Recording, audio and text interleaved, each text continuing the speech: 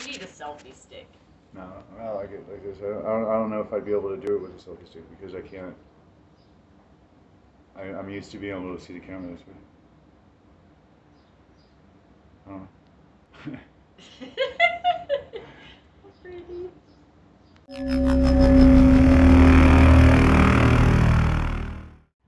Hey y'all, Stupid Monkey at Wild Child's Off-Road Garage.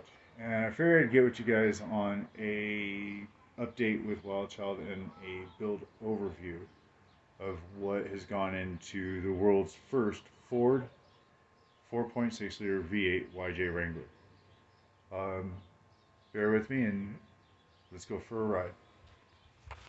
So, most of y'all already know that when we bought Wild Child, it was a completely stock Jeep. Nothing had been done to her or him at all. And after we took it wheeling, Jennifer and I decided we needed to do some work. So over 2 days, Jennifer installed a Badlands Apex 12,000 pound winch, EAG front and rear bumpers,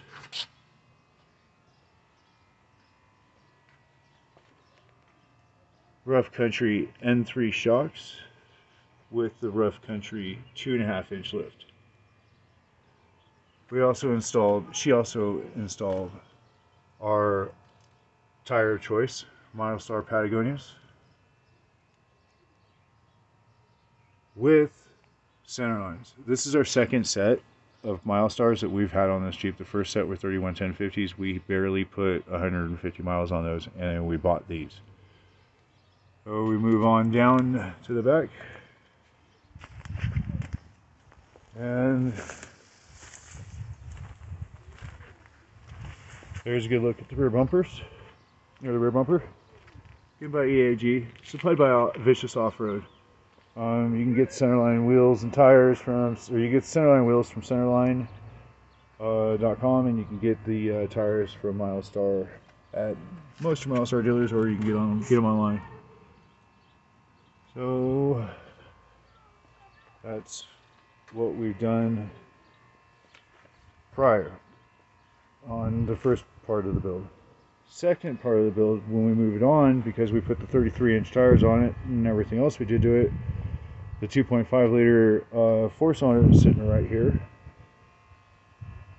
Couldn't push the Jeep along very well anymore. So in order to solve that problem, Jennifer installed a 4.6 liter V8 out of a Ford F-150.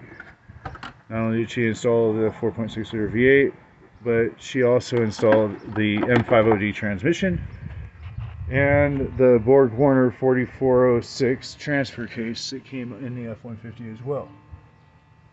We're also using the F-150 fuel system, F-150 everything. There's literally nothing in this Jeep except for the pan, grill assembly, frame, gas tank, seats, and roll bar. That's all that's left in the Jeep that's Jeep anymore. Everything else is going to be Ford, or is already Ford. We put in the Ford steering wheel into the dash, so it works with the factory Jeep dash. We've got a carpet pad that's going to go over the front of the Jeep, or front of the dashboard, to cover up all of the holes. We put in the speedometer. The speedometer is all plugged in. It does work. It will work. And we also use the Ford heater gauge, or heater air conditioner controls for the F-150 as well. Moving on back to this side over here. I already pointed out that I was able to use the Ford fuel lines and everything. Those will all go in the same position that they were on the F-150 originally. We were using the F-150 seatbelts. So that's another added feature. We are using the Eco-Trick front fenders. We've painted to match our frame, and yeah, that's pretty much the only thing that left of that. Again, Ford 4.6 liter V8, first ever in the world, 100% all Ford YJ. And this is how we say that.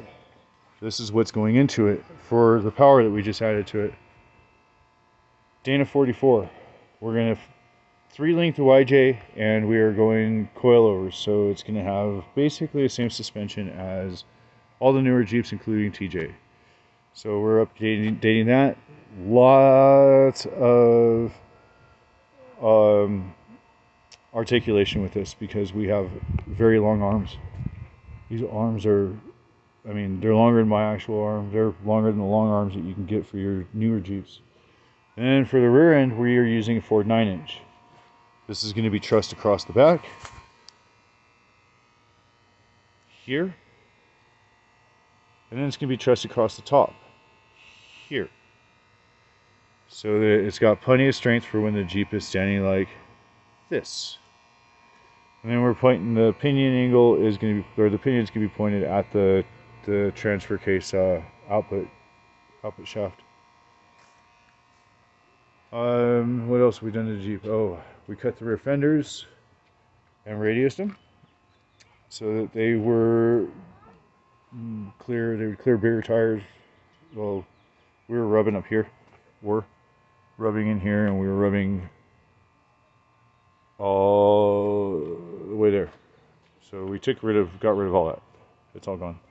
And no, we won't have any more rubbing issues. We can always, and we have the ability to move the rear tire back some, probably go to the 35s later on. What else is done? What else is done? Oh, Ford fuse block is up underneath there. All Ford wiring harness is all up underneath there. The Ford steering is bolted in with custom-made brackets that I can do for people if they want to send their Jeep to us, and if they want to have this YJ swap done for them, we can handle that. That's right. Wild Child's Off-Road Garage will do your 4.6-liter V8 swap if you wish. We have no problems doing that. We know how. So, and then we got the headlight switch that's going in. Like I said, steering wheel. We will have the cruise control working. All that's going to work. How much room do we have? How much? But we made it. It's clear. Completely free and clear. There's so much room back here, we could pull the engine or transmission easily. Enough room up here in order to put the radiator, no problem. And cool part about it is that where that's at, if I found a radiator hose that's going to be will work without cutting anything or adding any pipes or anything.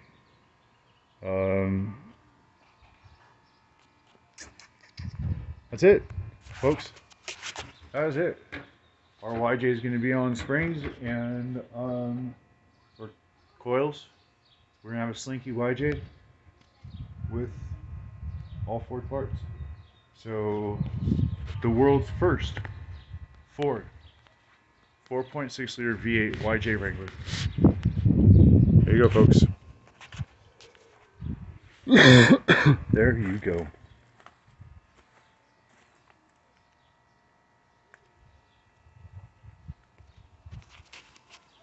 Brought to you by Jennifer Nagel Andrews and Wild Child Jeep Project.